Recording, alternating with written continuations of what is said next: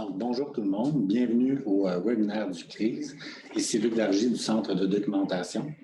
Il nous fait plaisir de vous présenter l'entretien d'aujourd'hui avec la professeure émérite de l'UQAM, Luce Desaulniers, qui est érudite d'une formation multiple en passant par la sociologie, l'anthropologie, le travail social, les communications et fondatrice des études sur la mort et bien sûr membre chercheuse du CRISE, où on va s'entretenir aujourd'hui de son dernier ouvrage, Le temps des mortels. L'entretien devrait durer une trentaine de minutes, après quoi je vais inviter les gens à poser des questions dans le chat du Zoom et je vais les relayer à professeur Desaulniers pour approfondir certains éléments de la discussion ou découvrir d'autres éléments qui vous interpellent dans notre entretien. Bon. Bonjour, Luce. Bonjour, Luc. Merci beaucoup d'être ici aujourd'hui. C'est moi qui vous remercie. Je te remercie toi et le CRISE parce que c'est quand même quelque chose, 4-5 mois après l'apparition du temps des mortels, de pouvoir continuer, d'avoir le temps d'en parler comme tel. Oui, tant mieux. Donc, je vais commencer par peut-être une question d'introduction. J'aimerais connaître qu'est-ce qui t'a amené à t'adonner à cet ouvrage-là, à ce travail-là d'écriture, et ce qui t'a animé dans ce processus-là. En fait, ce sont des questions qui sont pour moi intrinsèquement liées depuis des décennies, dans la mesure où, par exemple, ça s'appelle le temps des mortels parce que j'ai appris assez rapidement dans la vie, puis à travers les études aussi, que notre manière on se rend compte de la mort quand on se rend compte de l'existence du temps, puis on se rend compte que le temps existe à rebours quand on se rend compte de la réalité de la mort comme butoir ou comme événement terminus, on va le dire comme ça. Néanmoins, la mort, c'est pas juste un événement terminus, hein? Alors, c'est pour ça qu'on aurait, à mon avis, on serait une vision un peu courte quand on ramasse la mort uniquement à la fin de la vie, incluant dans les rituels, dans les ensembles, les formalités différentes autour de la mémoire, dans les soins palliatifs, dans les questions d'aide médicale à mourir, autrement dit, autour de ce que j'appelle les contournis, autour de l'événement de la mort. Pour moi, la réalité de la mort et la conscience de la mort, c'est aussi important, bien sûr, en plus de prendre le temps de les considérer lors de la venue de la mort, de regarder comment cette conscience-là, à rebours, tout au long de notre vie, oriente nos conduites, oriente notre quotidien, oriente nos façons de nous entretenir les uns avec les autres, de consommer, de remplir notre agenda, etc. Donc, la conscience de la mort, c'est quelque chose de très vivant parce que non seulement ça nous fait regarder la mort en face le plus possible au moment où elle arrive, mais ça nous fait, au courant de la vie, mine de rien, sans avoir à y penser à chaque jour, surtout pas, mine de rien, regarder dans quelle mesure ce qu'on fait de nos vies est à la fois, et en tout cas, pour le moins, pas trop créateur de mort. Donc ça m'apparaît fondamental. Et à l'intérieur de ce temps des mortels, la troisième raison, si on veut, pourquoi on appelait ça comme ça avec l'éditeur, c'est que ce rapport à la mort-là des collectivités, des cultures, ça ne date pas d'aujourd'hui. Et donc, dans quelle mesure les sensibilités d'aujourd'hui, par petits pointillés, doivent-elles des choses à des millénaires passés? Autrement dit, est-ce que cette attitude-là par rapport à la mort, plutôt que de juste s'axer sur « voici, ça se fait comme ça dans tel pays, dans telle culture, dans une perspective ethnographique qui est peut-être folklorique, dans quelle mesure il n'y a pas une ligne de front qui est quelque chose de commun à l'humanité. Et cette ligne de front-là, ça se trouve que c'est les rites ou les rituels, parce que à partir du moment où l'être humain a été conscient de sa réalité, de la réalité de la mort, homo sapiens sapiens, il a mis en place des germes de rituels, par exemple, d'abord en enterrant, ça c'est la première chose, mais en couvrant le cadavre, en l'ornementant minimalement, en lui mettant de l'ocre, en déposant des fleurs. Donc, il y avait à la fois des gestes de protection de cet être-là et des gestes d'une espérance un peu floue de quelque chose qui allait se passer par ailleurs dans l'au-delà, en lui offrant des viatiques, puis en lui offrant des fleurs, etc., mais des objets coutumiers, mais pour faire en sorte que non seulement on le munissait pour son voyage, mais on lui disait comment on l'aimait et qu'on tenait à ce qu'il soit fassent ce passage-là dans les meilleures conditions possibles.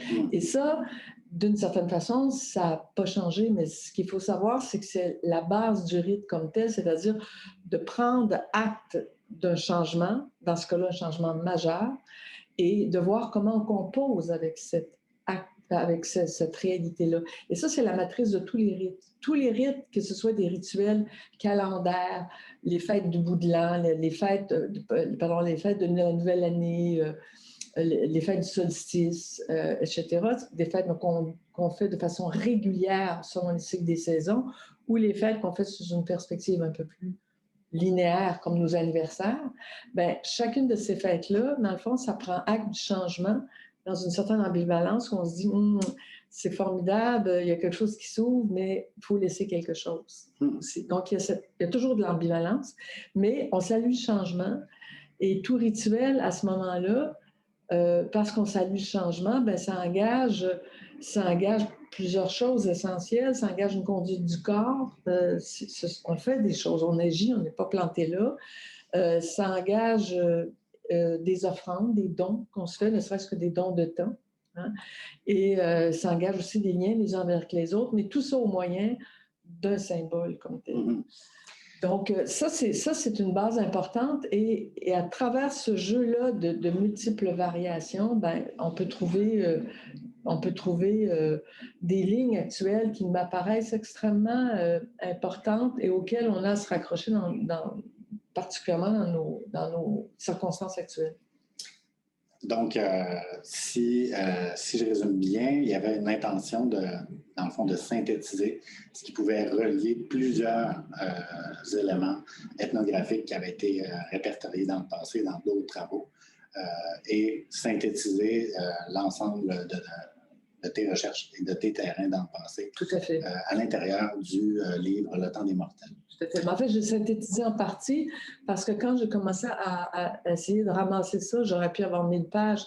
Et là, je ne voulais pas faire un gros pavé de différentes anecdotes qu'on retrouve à travers différentes sociétés. Je suis allée soutirer à travers différentes sociétés des traits marquants pour essayer de ne pas s'en tenir justement à eux font ça, regardez donc comment ils savent faire, ils savent bien faire ou savent... Bon, ce rapport-là qui est un rapport d'extériorité par rapport à une description qu'on fait des us et coutumes, ça, je ne voulais pas ça. Je voulais vraiment aller saisir la fibre qui faisait en sorte que les gens se rencontraient à travers le rite et que le rite leur apportait quelque chose qui faisait en sorte qu'ils s'en tiraient en grandissant un peu au plan de leur propre humanité. Intéressant, puis ça me donne l'occasion en fait de revenir à deux concepts que je trouve vraiment intéressants que tu abordes dans le livre, c'est-à-dire le rituel et le rite. Oui. Tu l'as mentionné déjà dans diverses occasions, l'un et l'autre, le rituel et le rite. Pourrais-tu détailler un peu plus qu'est-ce que tu entends par rituel, qu'est-ce que tu entends par rite, comment ça se communique ensemble? Tout à fait.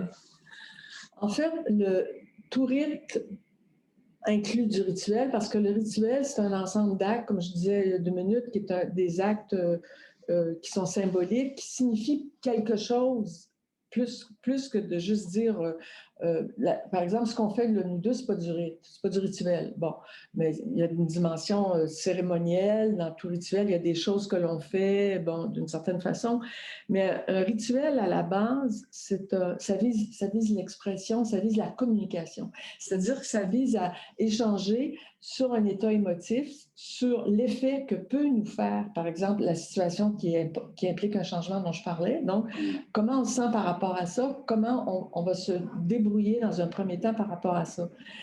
Le rituel et le rite, tous les deux ont affaire avec la violence, mais pas sur le même registre. Le rituel a été inventé, dans le fond, par les humains pour composer avec la violence que les humains éprouvaient les uns vers les autres. Bon, on pense à toutes les joutes réglées, à toutes les codifications, les codifications sociales qu'on a, les protocoles, etc. Les fêtes, les rencontres qu'on a, les apéros qu'on a d'équipe, là, qui mettent un peu de lien dans l'équipe, bien, qui font en sorte que les poches d'agressivité peuvent un peu se diluer comme tel. Donc, le rituel, profondément, est quelque chose qui nous aide à composer avec cette violence-là que nous nous infligeons ou que la vie nous inflige. Alors que le rite, lui, va aller composer, je vais l'expliquer moins longuement, mais il va composer avec la violence que toute mort fait à l'être humain. C'est pas vrai que les êtres humains acceptent la mort parce que la beauté, si je peux dire, de la mort, c'est que c'est un butoir à partir duquel les gens, une fois qu'ils se sont frappés dessus, ils disent, mais mon Dieu, comment fait-on pour ne pas entièrement mourir dans la mort? Donc, comment on fait? Bien, on a mis en place une série de formes d'immortalité merveilleuses que sont la procréation, c'est une forme de survie par-delà la mort, n'est-ce pas? Toutes les formes de création, qu'elles soient techniques, artistiques, de mode de vie comme telles. Le registre aussi des croyances et les valeurs. Comment on fait pour créer, par exemple, à travers les institutions, mettre en place un jeu de valeurs qui font qu'on va essayer de construire un monde qui, idéalement, serait pas si pire comme tel. Tous nos rapports avec la nature, et singulièrement depuis le réveil écologique, pour moi, est une manifestation de la conscience de la réalité de la mort, parce qu'on est conscient de la réalité de l'écocide. Donc, de la mort d'une sphère qui est beaucoup plus grande que nous. Puis, l'autre forme d'immortalité que je trouve qui est très achevée, c'est comment on dépose la tragédie de notre fin dans quelque chose de plus grand. Ça peut être les croyances populaires, ça peut être le groupe social, ça peut être les croyances religieuses et spirituelles. Donc, quelque chose ça peut être le cosmos, donc toutes les croyances au lien entre la nature et les éléments que les êtres humains ont mis en place avec les différents règnes végétaux, minéraux et animaux. Donc, vous voyez bien qu'on sort beaucoup à ce moment-là dans les croyances en l'immortalité d'une conception de la mort qui est juste moi, je, ce qui est terrible en soi, mais pour comment en composer avec ce qui est terrible, c'est de l'inscrire sous une coupole qui est beaucoup plus large.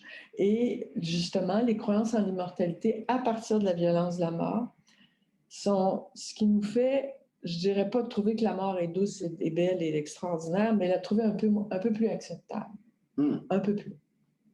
C'est intéressant parce que ce que j'entends, c'est que le rituel est peut-être davantage empirique ou ancré dans le matériel, puisqu'il a pour fonction essentiellement de communication. Peut-être.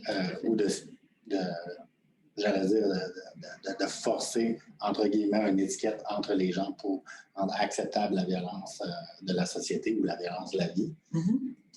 Tandis que le rite a comme propriété quelque chose de symbolique de manière intrinsèque. Qui est plus symbolique, mais pour qu'il y ait du rite, il faut qu'on passe par le rituel. Il faut que les gens aient exprimé, par exemple dans les funérailles, il faut que les gens aient exprimé leur déchirement qui est corrélatif avec leur attachement qu'ils avaient envers la personne. Il faut qu'ils expriment leur sympathie ou leur condoléance aux autres proches qui sont affligés. Et en faisant ça, les différents groupes d'affligés à différents niveaux, ils se consolent ou ils se renforcent les uns les autres. Donc ça, on est dans la dimension du rituel, quelque chose de très, très important parce que ça permet aux gens de faire corps, d'être là présent, être ensemble.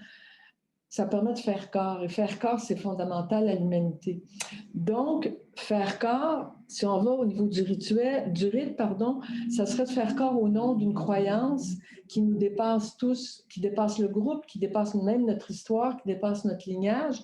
Ça peut être la croyance en la patrie, ça peut être, mais des choses qui continuent d'exister et qui après nous, mais qui existaient avant nous. Donc, dans lesquelles on peut insérer notre existence comme telle. Donc, le rituel va viser plus comme telle une communion, tout en faisant très attention à ce terme-là parce qu'il est très connoté dans notre société, il a été phagocyté dans l'histoire de religion, particulièrement par la religion catholique. Et le terme communion en fait, c'est de mettre des choses en commun et de les célébrer ensemble. C'est aussi simple que ça. Puis en faisant ça, ce quelque chose-là en commun, c'est quelque chose qui émane qui est une croyance, quelque chose qui est pas visible ou qui n'est pas présent comme tel entre nous au niveau de la ritualité, quand on échange, quand on va prendre un verre ensemble, des choses comme ça. Donc, il y a une dimension qui est plus large dans le rite, qui est plus consolante, qui est plus supportante, puis qui nous aide aussi à agir. Parce que quand on se détermine, on se dit qu'il y a quelque chose de plus grand, bien, ça donne un petit coup d'élan pour aller vers autre chose. Et dans le rite funéraire, ça, c'est très important parce que si le rite ne demeure qu'un rituel, c'est déjà extraordinaire, c'est déjà très important, puis on l'a vu par le défaut, on pourra en reparler. Mais si le rituel ne reste que, bon, ben la personne est morte, ben oui, elle est morte, puis on est triste, puis on se console, ça fait que les gens qui paradoxalement demandent à ce que cette mort-là a du sens se coupent l'idée même du sens à la base parce qu'ils s'imaginent que le sens, ils vont le trouver au-dedans d'eux seulement ou au-dedans de la relation seulement. Et il se complique le deuil d'avance parce que ce qui aide à passer au travers, c'est à la fois de référer, bien sûr, à tous ces éléments-là, mais d'inscrire la vie qu'on a eue ensemble dans quelque chose qui est encore une fois beaucoup plus grand que nous et qui a un ordre qui peut, d'une certaine façon, nous transcender et qui est pas nécessairement associé à une religion. Ça, c'est très important de le voir comme ça. Donc ça, en fait, avant les religions instituées, on faisait déjà ça. On faisait déjà ça quand on faisait des offrandes, quand on lançait ça comme on aurait pu dire à l'époque, on lançait ça dans l'univers.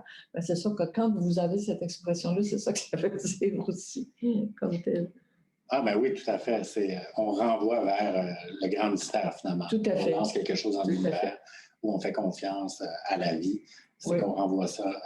Mais en étant responsable, c'est-à-dire en mettant en place quand même, parce que lancer dans l'univers, ça peut être aussi une façon cachée de dire notre indifférence, mais en mettant en place des éléments qui vont faire en sorte que les conditions de vie, par exemple, si je suis idéaliste, comme j'aime bien l'être, mais les conditions de vie des uns et des autres, par rapport justement à la question de l'injustice des conditions de mort, mais ces conditions de vie-là vont être améliorées par rapport à l'inégalité dans laquelle elles occurrent actuellement.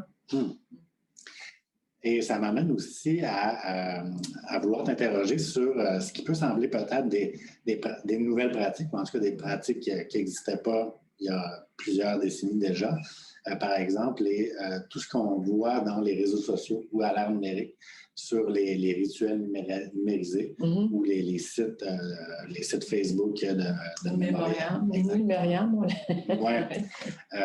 Est-ce que... et aussi, à contrario, pas l'émergence, mais la croissance de pratiques telles que l'incinération, par exemple, qui là n'est pas dans l'univers numérique du tout, mais qui est quelque chose qui était peut-être moins pratiqué ou moins envisagé au Québec il y a encore pas si longtemps. Est-ce qu'il y a des liens à faire entre ces deux pratiques-là? C'est une super belle question compliquée parce que je pense que le lien, je le prendrais d'abord et avant tout en disant, il est lié à notre rapport général à la mort qui est, si je le caricature un peu, qui fait que, comme on est une société où les individus, grâce aux technosciences, grâce à la planification, grâce justement à nos instruments de toutes sortes, nous aimons planifier, nous voulons contrôler. Nous voulons contrôler pratiquement tout, sauf qu'on oublie de contrôler notre volonté de contrôle, mais ça, c'est une autre affaire, ça donne le transhumanisme, etc. Donc, on veut tellement contrôler à tout prix, tout, et on veut contrôler notre mort. Et plus on veut contrôler ce qu'on essaie de faire, plus la mort nous devient intolérable comme telle. Et donc, plus on refuse, d'une certaine façon, deux choses. À ce que la mort soit la mort, c'est-à-dire le mort soit le mort. Puis après la mort, parce que je vais revenir là-dessus sur toute la question de la mort numérique, où on voit beaucoup de signes où on ne croit pas à la réalité de la mort de l'autre. Là, on va avoir des hologrammes bientôt là, qui vont faire qu'on va pouvoir revivre l'autre, etc. Autrement dit, l'imaginaire se déborde du même. Donc, le gros, c'est que comme la mort est devenue intolérable, on pense qu'on va pouvoir la maîtriser comme on a maîtrisé plein de choses. Mais le problème, c'est qu'on a voulu maîtriser la nature, on a voulu maîtriser la terre et les ressources, et ça nous a donné le pétrin dans lequel on est joliment pris actuellement. Donc, je me dis, qu'est-ce qui va se passer par rapport à la mort? La crémation, c'est une problème. Bon, tout ça, ça se situe, la crémation, bien sûr, se situe dans cette problématique-là générale de contrôle comme tel, le contrôle de la pourriture. Il y a toutes sortes, il y a des objectifs. Pas des objectifs. Il y a des raisons tout à fait objectives de l'encombrement des cimetières, particulièrement dans certaines sociétés. Ça ne se pose pas au Québec comme tel. Mais la crémation telle qu'on la vit maintenant n'a rien à voir avec la crémation traditionnelle telle qu'on la retrouve chez les bouddhistes et chez les hindouistes. Rien à voir parce que, d'abord, le feu est là pour désintriquer le corps, en fait, les deux composantes de l'individu que sont le corps et un principe spirituel, pour les désintriquer le plus rapidement possible pour que l'âme puisse suivre son sort, son destin. Et le corps, c'est pas un rien, on ramasse les restes, on les travaille, on les jette pas, on les met rituellement quelque part. Bon, il y a toutes sortes de variantes dans la façon dont on traite les cendres dans la crémation traditionnelle qui se poursuit encore dans beaucoup de pays.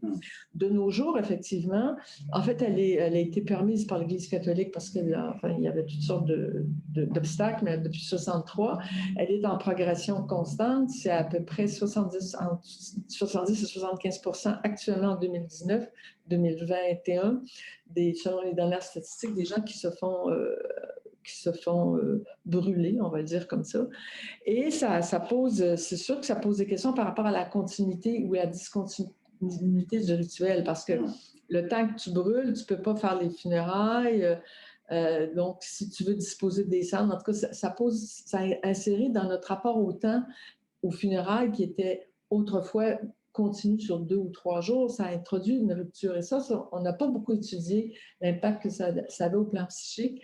Et on le voit maintenant à cause de la pandémie, où cet écart de temps entre la disposition du cadavre, du corps, et la suite rituelle est extensible et élastique, et on ne sait plus trop où ça s'en va. Donc, moi, je dirais qu'il y a une préoccupation hygiéniste qui est tout à fait légitime, mais qui est aussi lié au fait qu'on a voulu oublier carrément la violence du feu. La violence du feu, c'est quelque chose de très violent. Vous allez dire, l'autre forme de disparition dans la Terre était aussi violente, mais c'est un autre imaginaire.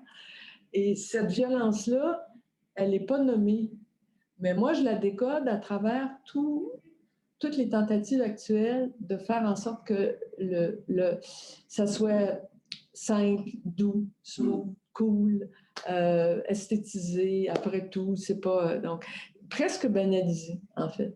Et plus la mort nous est donnée comme doucereuse, plus on peut suspecter en rebours le fait que ça a été quelque chose qui soit violent et qui n'a pas trouvé à être dit. Et on le voit effectivement autour de la crémation parce qu'il y a des choses extraordinaires au niveau des urnes, au niveau des créations artistiques autour. Il y a toute une industrie esthétique qui est en train de se créer comme telle. Donc, ça, c'est pour l'urne comme telle, mais il y aurait tout un développement à faire qu'on n'a pas le temps de faire aujourd'hui sur le sort des cendres. Il y a un quart de ce qui est pas un quart, peut-être 40-50% de ce qui est incinéré, parce que je dis incinéré, mais enfin crémationné, si je parle de la technique moderne, qui est remis en cimetière, parfois d'autres en columbarium. Mais quel est le sort des cendres? Ça, c'est tout un parcours très important par rapport à la question du deuil. Mais pour répondre à votre question, c'est un grand détour. Les sites in memoriam sur le web, moi, je trouve que c'est extrêmement créateur. Là où j'ai des réserves, c'est quand j'entends la prétention, ça va remplacer les cimetières. Les gens pensent que c'est tellement nouveau que ça met de côté tout plein d'autres formes qui existaient avant. L'avantage que ça a, c'est que sur les sites web mémorials, au niveau des témoignages, c'est que les gens peuvent déposer à toute heure du jour ou de la nuit ce qui leur vient en hommage à la personne. Quand on étudie la sémantique de ce qui est déposé, il y a toutes sortes de choses là-dedans qui méritent énormément d'attention, dont la fabulation qui fait en sorte que la mort n'existe pas. D'ailleurs, on va dire on dialogue avec le mort. Tu dialogues pas, tu parles aux morts. Il y a une nouvelle sorte de nécromancie, mais avant ça, la nécromancie, c'était les morts qui nous parlaient. Là, nous autres, on parle aux morts. Puis on pense que les morts nous parlent. Donc, on se prétend très, parce qu'on est super technologiquement avancé, on pense qu'au niveau de l'imaginaire, on l'est autant, mais on reprend des vieilles fabulations qui existaient, en fait, particulièrement sur ces questions-là depuis 3, 4, 5 siècles. On a toujours voulu parler aux morts ou entendre. Bon, alors là, ça risque de faire dire aux morts ce qu'on voudrait entendre. Et ça, c'est le mot d'ordre dans notre société. On demande ça aux journaux, on demande ça aux chroniqueurs. Dites-nous ce qu'on voudrait entendre. On demande ça aux chercheurs, on demande ça aux romanciers. Consolez-nous, dites-nous donc ce qu'on voudrait entendre, ne nous provoquez pas. Et je pense que ça, c'est un fouillis de toutes sortes de choses à la fois extraordinaires, mais il faut bien sonder, pour résumer, c'est quoi la prétention, c'est quoi l'intention et c'est quoi la portée qu'on va en faire. C'est pas parce que c'est nouveau qu'il n'y a que ça qui existe. Et que ça ne s'inscrit pas dans d'autres pratiques prototypiques ou d'autres pratiques symboliques comme la nécromancie, comme tu l'as dit. Je n'avais pas vu le lien qui pouvait être fait par rapport au site numérique de commémoration des morts, où effectivement, on s'adresse aux morts comme si, parfois, évidemment, pas tout le monde, pas dans tous les sites, mais s'adresse comme s'il était encore vivant, comme pour le ramener ou le mettre en scène, à tout le moins numériquement, chose qui était comme pour ramener à la vie, comme on désirait ramener à la vie dans des pratiques de nécromancie ou autres traditions. Et c'est très intéressant au niveau de l'attachement parce qu'on va souvent entendre « je t'aime plus que lorsque tu étais vivant ». Mais donc, alors au plan psychologique, là, la vieille psy en moi pose beaucoup de questions sur ce que ça signifie parce que c'est aussi, d'une certaine façon, un indice de notre difficulté à composer avec la responsabilité qu'on a les uns les autres. Toute notre vie, on essaie entre la liberté, pas la liberté, mais le fait d'être léger, de ne pas avoir trop de préoccupations, trop d'obligations, et les responsabilités qui peuvent être parfois lourdes qu'on a les uns vers les autres. Et là, aimer quelqu'un dans la vraie vie, c'est pas évident. Aimer quelqu'un mort, c'est, en tout cas... Mais alors, il y aurait beaucoup de choses à dire là-dessus. Je veux pas trop faire de caricature, mais je trouve que c'est beaucoup de portes ouvertes, de sorte que la vie...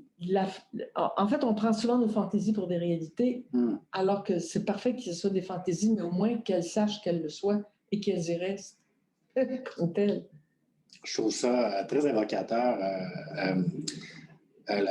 L'exemple que tu donnes à propos de quelqu'un qui dit je t'aime plus maintenant tant que tu es décédé que lorsque tu étais vivant. Je trouve que ça fait un bel écho à un des aspects que tu abordes dans ton livre, c'est-à-dire l'altérité. Oui. Où dans le fond, c'est peut-être une manière d'intégrer l'autre qui était différent de soi à son identité en disant je t'aime plus désormais que tu es mort parce que je peux faire de ton image quelque chose qui est plus ressemblant à ce que j'ai remarqué de différent de toi auparavant. Tout à fait. Mais à ce moment-là, on est dans le refus de l'altérité. Parce que l'altérité, profondément, c'est tout ce qui n'est pas moi. C'est tout ce qui vient à mon encontre et qui me provoque et qui me convoque. Et la première altérité pour un enfant, c'est sûr que c'est le visage de ses parents. C'est-à-dire que c'est pas lui comme tel, mais en fait, il pense que c'est moi, il pense que c'est lui, toute cette question-là de l'évolution, mais toutes les figures de l'altérité, le voisin, l'étranger, la surprise, l'incontrôlable, la COVID, non. Mais ça en est une figure extraordinaire. Et la mort, ce sont des figures, dans le fond, c'est pas juste, l'altérité, c'est pas juste la différence telle qu'on l'entend de nos jours. L'altérité, c'est tout ce qui vient, qui est différent de moi, qui n'est pas moi et qui me dépasse, d'une certaine façon, ça revient à ce qu'on disait tout à l'heure sur la espèce de grand parapluie, et qui me convoque et qui m'oblige. Et donc, et qui parfois peut me faire violence, comme la mort me fait violence, et la mort, c'est la suprême altérité. Et dans ce sens-là, l'inconscient aussi, c'est une sorte d'altérité parce qu'une part d'inconnu, c'est l'inconnu, et dans l'inconnu, il y a des choses qu'on peut connaître, bien sûr, mais il y a des choses qui demeurent mystérieuses. Et la mort, c'est quand même ça.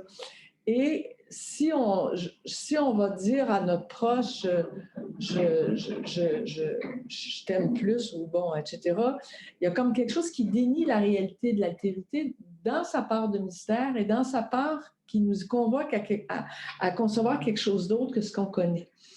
Et moi, ce que je trouve absolument troublant et paradoxal dans ces mois-ci, ces années-ci, c'est que on est tellement dans l'inconnu, à la fois par rapport à la mort, ça fait longtemps qu'on l'est, mais par rapport à la COVID, que notre premier réflexe, devant tant d'inconnu, devant tant d'altérité, ça va être de, forcément, pour se sécuriser, refaire les choses qu'on connaît qui ont été prouvées.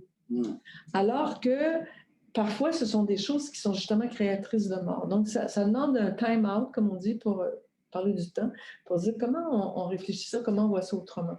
Et donc, le mort qui est mort, quand je parle de son altérité, c'est à la fois quelque chose de tout à fait autre. Il est dans un autre univers. Et aussi, une chose très importante, il n'appartient pas qu'à la relation. Et ça, c'est très important au niveau des rituels funéraires parce que le mort, il appartient au monde des morts. Sa place est avec les morts. Sa place n'est pas sur ma cheminée, dans son pot de sang. Sa place, parce qu'il fait partie d'une chaîne humaine imparable, sa place est aussi avec les morts. Elle n'est pas qu'avec les siens et se faire beaucoup porter aux siens.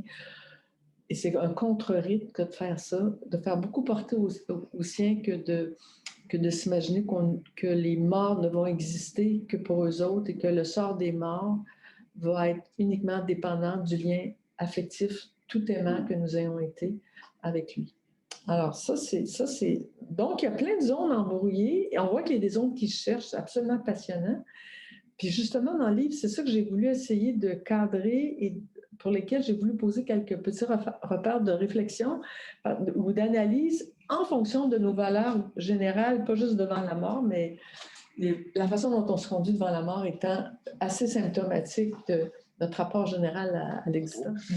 Mais je m'en voudrais de ne pas aborder, évidemment, l'époque actuelle, c'est-à-dire la pandémie de la COVID. Et parce que je vois plusieurs pistes suite à notre discussion d'aujourd'hui que tu pourrais prendre, c'est-à-dire, d'une part, évidemment, les rituels ont été brisés pour plusieurs personnes qui ont perdu des proches par la pandémie. Mais je vois aussi des occasions, comme tu disais, de prendre un time-out et de réfléchir à qu'est-ce que ça peut vouloir signifier ces décès-là dans notre société et dans les rites à venir. OK. Ben, peut-être qu'on va regarder les éléments de ta question pour peut-être si les gens se questionnent, mais je veux au moins dire une chose. Les rituels ont été brisés, oui et non. Ça, c'est très important. C'est-à-dire qu'un rituel, il y a une part d'intime et de familier dans un rituel, puis il y a une part de social. La part d'intime et de familier, elle n'a pas été brisée. C'est-à-dire, elle n'a pas été brisée. Elle a été au départ, c'est-à-dire, on n'a pas pu dire adieu à l'autre qui est mort. On n'a pas pu aller éventuellement faire la toilette parce que c'est une pratique qui se fait quand même de plus en plus. On n'a pas pu aller le voir mort comme tel et lui offrir quelque chose pour lui dire on prend acte de la réalité de ta mort. Il y a des gens qui l'ont fait de façon intuitive en demandant à un préposé à quelqu'un, un technicien, de déposer une fleur comme telle sur le corps dans son machin en plastique, dans son linceul en plastique. Il y a des gestes comme ça qui ont été faits. Ça rappelle qu'un rituel, c'est toujours un geste. Il y a des gestes entre les gens d'une famille qui ont été faits pour glaner des objets, des choses significatives et qu'ils ont justement utilisé comme moyen technique, les enregistrer, les mettre en commun parce que un rituel, c'est assembler, particulièrement devant une vie qui se désassemble, ça va être de se mettre ensemble. Donc, se mettre ensemble, ça peut se mettre ensemble à 5 ou 6. Là. Et donc, ça n'a pas été rompu. C'est-à-dire qu'il y a la potentialité que ça n'ait pas été tant que ça rompu une fois que la mort ait été déclarée comme telle.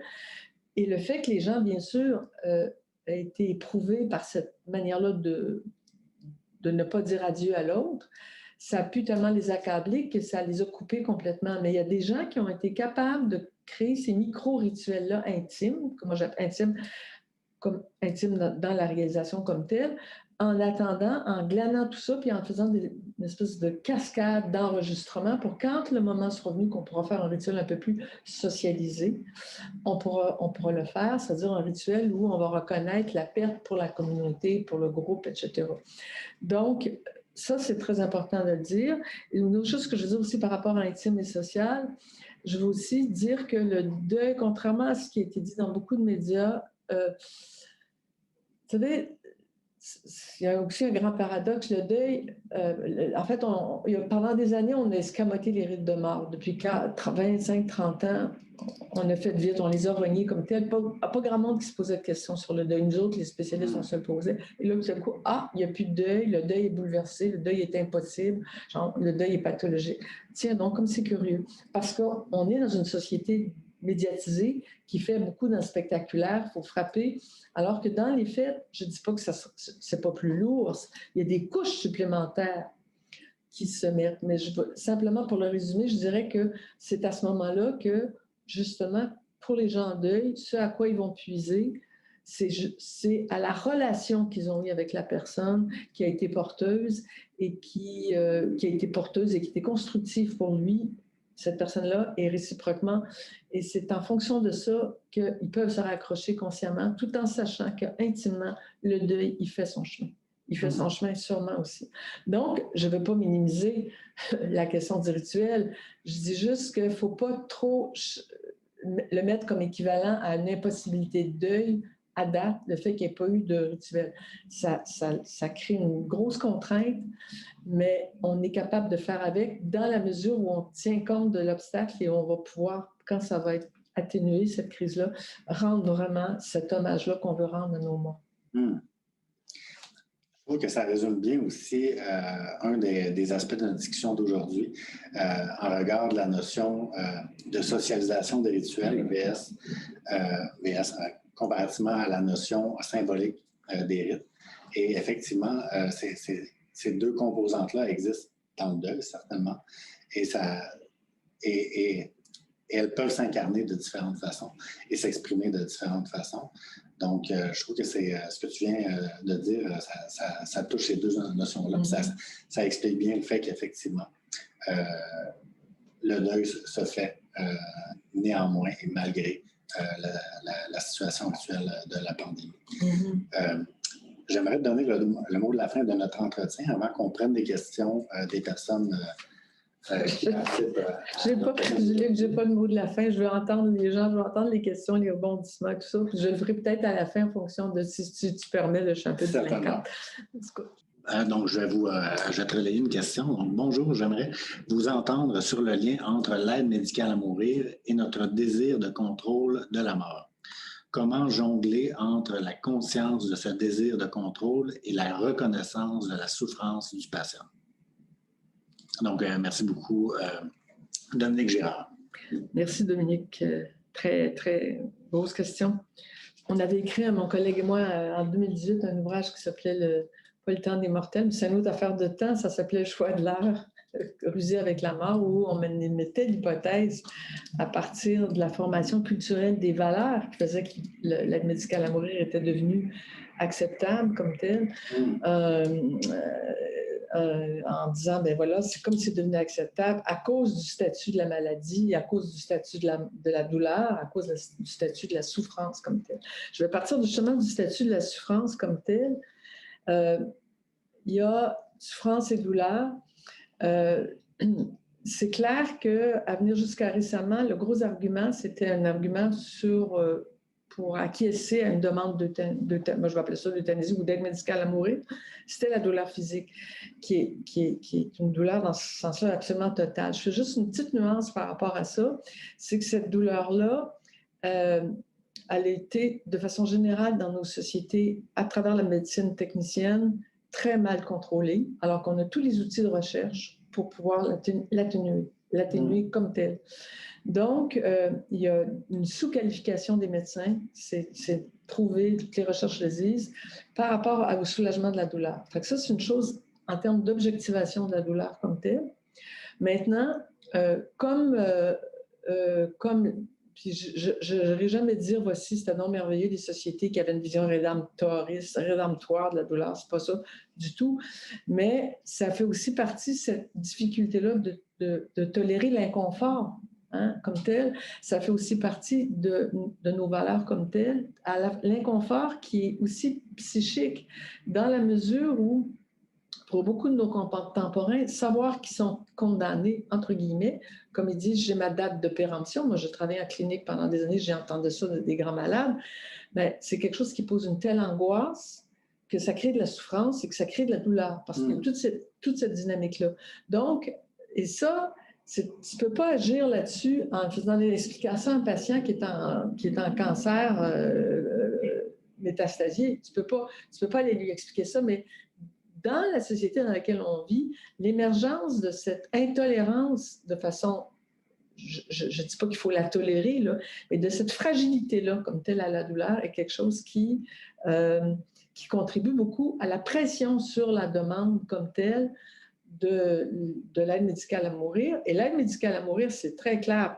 Pas besoin d'avoir étudié en philosophie pendant 40 ans pour savoir que c'est une forme de contrôle de la mort. C'est un contrôle opératoire du moment de la mort et c'est un contrôle opératoire aussi du compte à rebours qui comporte aussi une certaine violence. Parce que c'est assez, pour avoir parlé à des gens qui l'ont subi, c'est-à-dire des proches qui l'ont subi, pas des macabées, mais c'est assez vertigineux de savoir ça comme tel. Et pourquoi je dis que c'est contrôlé parce que c'est lié à la planification, à justement ce que je disais au tout début de notre entretien, à la valeur dominante de contrôle du temps qui est la planification. Alors, tu planifies un moment X comme tel, mais à partir du moment où tu as donné la date X puis tu t'en vas vers le compte à rebours, là, ce qu'on sait des gens qui l'ont demandé, c'est qu'il y a une fixation, j'appelle ça la fixation sur l'horloge, tu as la fixation sur le compte à rebours, ce qui fait que le travail de trépas, très beau terme de Michel de Musan, c'est-à-dire cette avancée-là vers la mort où on peut voir, ressentir, vivre au plan de l'imaginaire, au plan des relations, quelque chose d'important, est obturé parce que la valeur dominante, et on comprend que ce soit le compte à rebours. Et donc, la question du contrôle. Donc, pour moi, il y a un risque d'appauvrissement de la valeur comme telle de l'expérience de l'avant-mort à partir du moment où on reproduit sur le mode du même ce contrôle-là comme tel en termes à la fois de date limite et de l'ensemble de nos réactions, l'ensemble de nos gestes qui sont faits en fonction de ce moment-là comme tel, parce qu'il y a ça qui compte, puis on comprend très bien qu'il y a ça qui compte, parce que c'est gigantesque de savoir quand est-ce que tu vas mourir. Au niveau c'est une rupture phénoménale au plan anthropologique. Oui, on saisit bien l'enjeu qui est évoqué par la pratique de l'aide médicale à mourir et on ne s'avancera pas là-dessus, mais il est possible qu'éventuellement, même certains changements permettent de conférer ce contrôle-là par procuration. Tout à fait. Avec l'élargissement potentiel des critères qui vont s'effectuer. Donc, je pense que la recherche sur l'aide médicale à mourir avec la notion de mort et de deuil n'est pas encore tout à fait fini à ce niveau-là dans les années à venir. Même si on dit qu'il est fini, je veux juste dire une chose là-dessus. Quelle que soit notre posture par rapport à ça, par rapport à notre opinion comme telle, je pense qu'on a encore énormément de travail à faire pour réfléchir à quelle sorte d'humanité on choisit de faire quand on choisit de cette solution-là, parce que c'est une solution. Qu'est-ce qu'on choisit comme définition de l'être humain, de l'interdépendance, de la sollicitude et du soin? Qu'est-ce que ça engage? On ne présume pas de la réponse, mais au moins qu'on présume de la démarche, qui est une démarche scientifique de recherche des fondements. Très bien dit, effectivement. Il y a Camille qui demande Merci pour ce bel échange. Pourriez-vous vous prononcer sur la violence particulière des morts dans le contexte de la COVID? Vous voulez dire, Camille, je ne sais pas si elle ne pourra pas répondre. C'est une fille? Le prénom, c'est Camille. On ne sait pas, en tout cas, peu importe. Camille, c'est la violence des morts ou de la... en fait, ce que j'entends, pour ne pas faire trop long, je vais entendre la mort comme étant la mort par COVID qui est liée aux caractéristiques même de la COVID, qui sont des caractéristiques extrêmement violentes et surtout extrêmement en contradiction, extrêmement paradoxe, même avec notre société. D'abord, notre société du visible. Le virus, il est violent parce qu'il est bougrement invisible. Bon, le virus, il est violent parce qu'il attaque de plein front nos sensibilités et nos mentalités, avant d'être violent par la mort. Donc, il y a cette question-là de son invisibilité. Le fait qu'il soit mondial, on n'était pas habitué à une mondialisation de la sorte.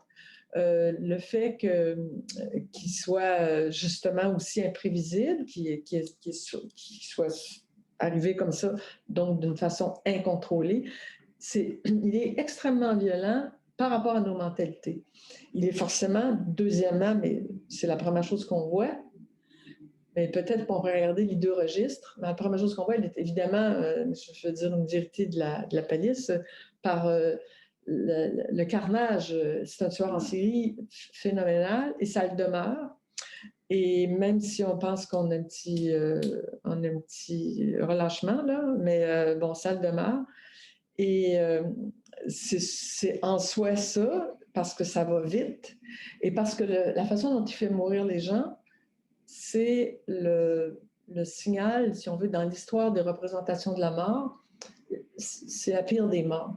C'est-à-dire, c'est la mort par voie respiratoire. On s'entend on a les appareils de soutien ou de soulagement ou de compression actuellement en pharmacopée et technique pour faire en sorte que les gens ne meurent pas étouffés.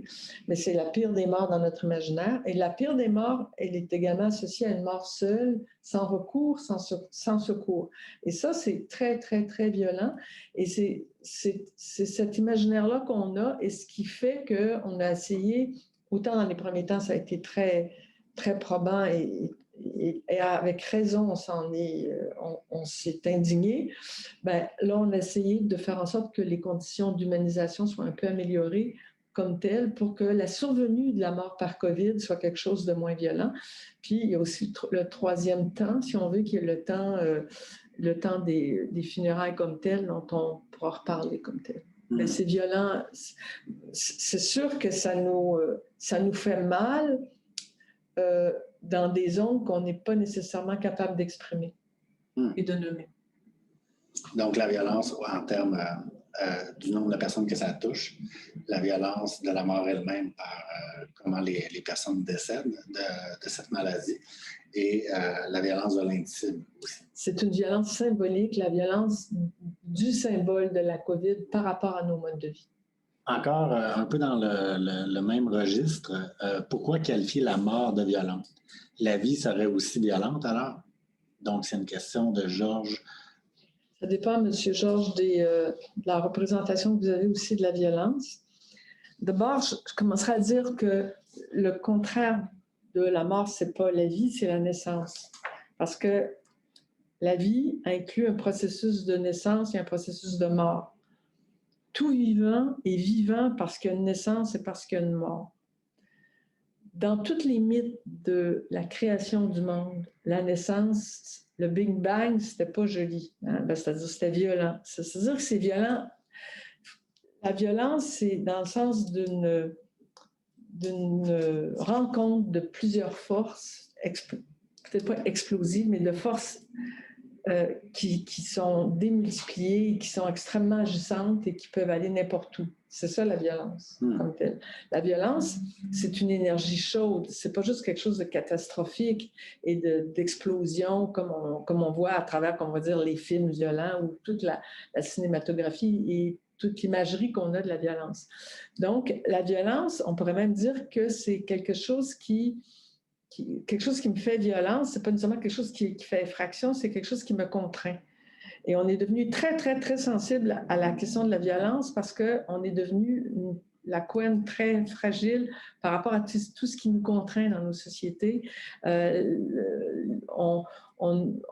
Comme si on définissait l'individu comme étant quelqu'un qui se libérait absolument entièrement de toute contrainte et qu'il était dans l'illimité. Et c'est justement un des problèmes de la cosmotechnologie actuellement, dans le sens, un beau grand mot seulement pour dire qu'on est dans la pulsion vers l'illimité, vers la toute-puissance, etc. Donc, la mort nous fait violence de la même façon que la naissance nous fait violence. La naissance, j'ai beaucoup travaillé sur toutes les questions aussi de naissance et de maternage à l'occasion de la naissance. C'est pas quelque chose de la naissance sans violence, là, de le boyer à l'époque, là, c'est pas... le fait qu'on le dise, c'est signe que c'est violent, mais c'est pas en déniant la violence que ça va faire que ça va être moins violent. C'est en faisant les choses pour la soutenir, la conduire vers des zones plus amènes, plus douces, qui va faire que ça va être moins violent. Mais c'est pas comme pour la mort en disant non, non, non, c'est pas violent, regarde bien. Oui, c'est violent, comment on fait pour que ça soit moins? Une fois qu'on a dit ça, vous n'avez pas idée du potentiel d'allègement et de... En fait, quand on est dans synchrone avec la réalité, je ne dis pas qu'il y en a juste une, mais au plus près de la réalité, c'est une très, très grande source de réconfort parce que c'est une source de responsabilité où on se dit, au moins, on est en accord, si on veut, avec le monde dans lequel on est.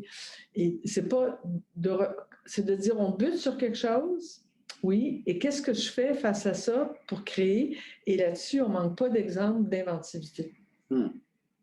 Donc, c'est pas en refusant la violence qu'on va l'atténuer. C'est en se disant, comment on se saisit de cette force-là pour la diriger vers d'autres fins un peu plus créatrices.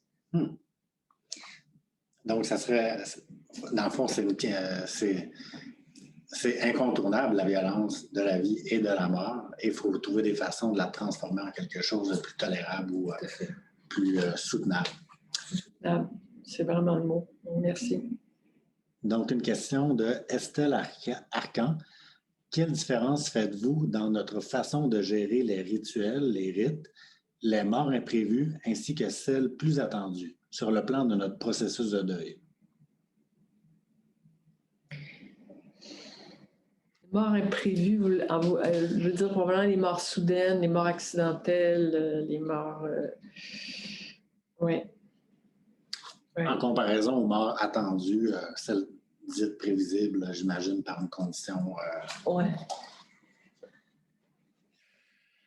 C'est clair que ce que vous soulevez là, c'est un des facteurs importants.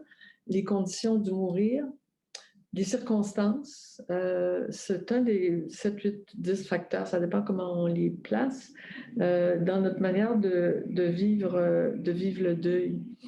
Mais c'est pas parce qu'on se prépare qu'on est prêt. Hein? D'une part, ça, je pense aux gens pour qui il y a des morts attendues et même malheureusement des morts souhaitées. Et je peux vous dire que ça commence assez tôt, à partir du moment où beaucoup de personnes âgées se sentent déclassées, se sentent mortes socialement. Ça fait quand même des dizaines d'années que c'est documenté, cette question-là, et particulièrement en temps de COVID. Mort imprévue, parfois aussi mort de façon spectaculaire, donc qui frappe l'imaginaire. Donc, il y a un déficit sur les morts attendues, alors qu'il y a comme peut-être pas une gloire, mais comme une dimension super dramatique sur les morts qui étaient donc des morts inattendues. Je pense qu'au niveau du rituel, je pense que vous avez dit gérer les rituels. Le rituel, justement, ça ne se gère pas. C'est-à-dire qu'on met en place une forme de rituel qui prenne acte de la mort en tant que mort de cet individu-là singulier dans les circonstances X. Mais si on en reste là, c'est sûr que ça va faire un rituel bancal, comme je disais tout à l'heure. Donc, cette personne-là, elle faisait partie de l'humanité, elle faisait partie d'une génération, elle faisait partie d'une chaîne humaine, et à ce titre-là, on salue sa mort. Quelles qu'en soient les raisons et quel qu'en soit, à la limite, le chagrin dans le sillage comme tel que cette personne-là nous crée. Parce que le rite, c'est très important dans le rite de tenir compte de la subjectivité des liens, mais ce n'est pas juste la subjectivité des liens qui va garantir le rite. Or, depuis 30, 25 ans, on pense le contraire. Parce que tout notre rapport au monde, ça serait aussi un long truc. On le voit tous, des sociologues du quotidien, les philosophes le voient bien, qu'actuellement, le critère dominant de notre rapport au monde, c'est notre subjectivité. C'est comment je vis telle chose, comment je ressens telle chose. Ça, c'est un critère de vérité. C'est pas le savoir auquel on réfère qui a été... C'est pas nécessairement le savoir, ça peut l'être, mais en prime abord, des fois même en exclusivité, c'est comment moi je vis les choses, comment je les reçois, comment je les ressens.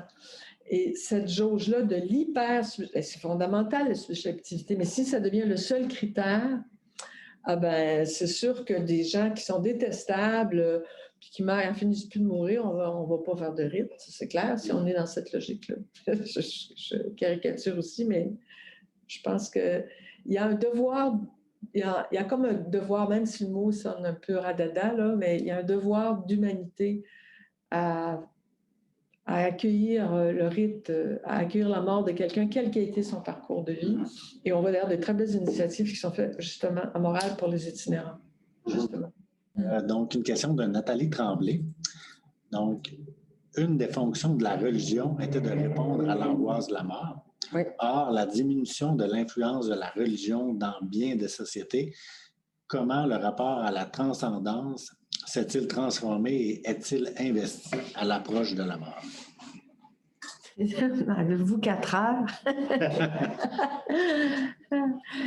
Je vais répondre d'une façon d'abord politique, politique dans le sens que la mort, pour venir à ton chouchou de l'altérité, Luc, la mort, c'est tellement quelque chose d'altérant et c'est tellement une altérité suprême, c'est tellement mystérieux que dans toutes les sociétés, il y a des pouvoirs qui soient publics, qui soient civils, je veux dire, ou qui soient religieux, qui s'en sont emparés. Il y a eu toutes sortes de guides de la bonne mort, bon, comme tel, qui s'en sont emparés parce qu'en se préoccupant et en tirant profit, je ne dis pas que tout le monde qui se préoccupe de la mort, c'est des gens qui en tirent profit, mais en tirant profit de ce mystère-là de la mort, on s'assurait d'une certaine pérennité.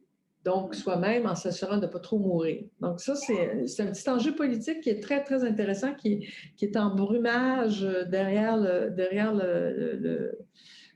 comptoir comme tel.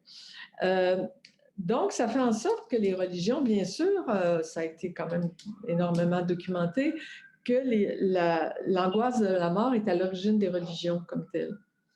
Tant et si bien que petit à petit, ce sont les religions nous ont fait croire, en fait, le système religieux et les religieux, non pas la religion comme fondement de la pensée, mais le système religieux, donc en rapport de pouvoir, nous a fait croire qu'il avait le monopole de la transcendance, qu'il avait le monopole du sens et qu'il y avait ce monopole-là. Et on l'a cru forcément parce que toutes les religions, si vous observez, sont allées glaner des éléments de façon... Le catholicisme est génial là-dessus, des éléments de la culture populaire, des croyances populaires, des mythes, des croyances dans les doubles, etc., etc. Donc, des choses que l'imaginaire humain avait produit bien avant les religions comme telles, les religions constituées. C'était des imaginaires plutôt flottants, flous. Donc, ils sont allés récupérer ça, organiser ça dans un système extrêmement cohérent et faire en sorte qu'à partir de là, on s'est dit, ben là, on a l'affaire, nous autres, on a l'affaire pour résoudre votre angoisse. Et c'est pour la résoudre ou pour la soulager. Ce qui est très vrai, ce qui est très, très vrai, objectivement très vrai.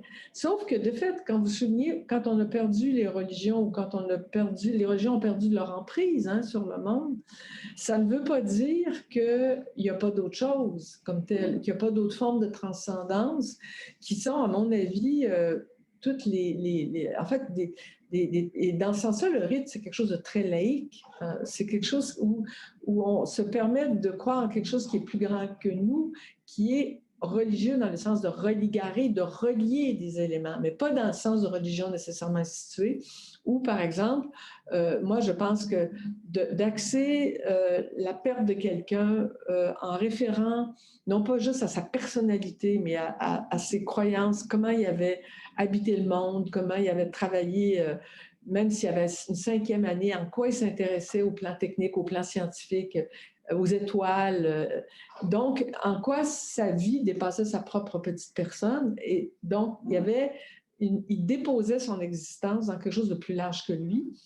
Et éminemment, les croyances et les soucis écologiques. C'est pour ça que je pense que tout ça, c'est relié et ça peut être très vivant et ça peut se vivre dans une forme de spiritualité, parce que, disons le mot, c'est la vie de l'esprit, donc une réflexion, une mise en ordre, une mise en lien de différents phénomènes. Et ça, c'est fondamental parce que ça permet à l'esprit de ne pas mourir. Merci beaucoup. C'est ma conclusion, Donc, l'heure est déjà écoulée. On va inviter les gens qui ont participé à ce webinaire-là, qui seraient intéressés à assister à d'autres webinaires produits par le CRISE, à s'inscrire à l'infolette pour avoir toutes les informations sur les prochaines activités. Et évidemment, rester à l'affût parce qu'on va pouvoir mettre en ligne l'entretien d'aujourd'hui, ainsi que d'autres activités à venir du CRISE. J'aimerais te remercier d'abord pour le temps que tu nous as accordé lors de cet entretien. Et est-ce qu'on peut espérer de nouveaux ouvrages dans l'avenir? D'abord, moi, je voudrais remercier tous les gens. Là, je ne les vois même pas, je n'ai aucune idée, je vois juste une petite caméra. Je vous remercie infiniment d'avoir été présents et attentifs et essayer de ramasser à travers les bribes que j'ai pu donner aujourd'hui. Merci beaucoup de continuer à travailler. Moi, si je fais les livres que je fais, c'est beaucoup à travers des terrains que j'ai faits qui étaient ces dernières années plus, discrets et plus mercuriel. C'est beaucoup à partir donc des constats, de ce que les gens m'envoient, de ce que les gens me disent. Donc, je fais un travail d'écrivain public. Et j'essaie de relier, j'appelle ça les molécules de l'air du temps, à des savoirs qui sont des savoirs glanés, qui sont à notre disposition, et de faire en sorte avec ça de créer un système où on se sort de notre quotidien en étant un petit peu plus intelligent et en étant un peu plus généreux, autant de notre temps que de notre préoccupation les uns des autres comme tel. Donc, oui, j'ai quelque chose en plan, mais là, je travaille sur des petites capsules web pour des choses très précises, pour le site web qui s'appelle InfoDeuil, ici à Montréal. Mais j'ai quelque chose, oui, j'ai une belle affaire qui est beaucoup axée sur le deuil, mais pas seulement sur le deuil, dans notre société. Entendu. Donc, on va rester à l'affût également pour... Lui, le livre « Le temps des mortels », déjà, il faut le déplier, puis il faut retravailler à partir de ça aussi. Merci beaucoup. Merci beaucoup, Luc. Merci.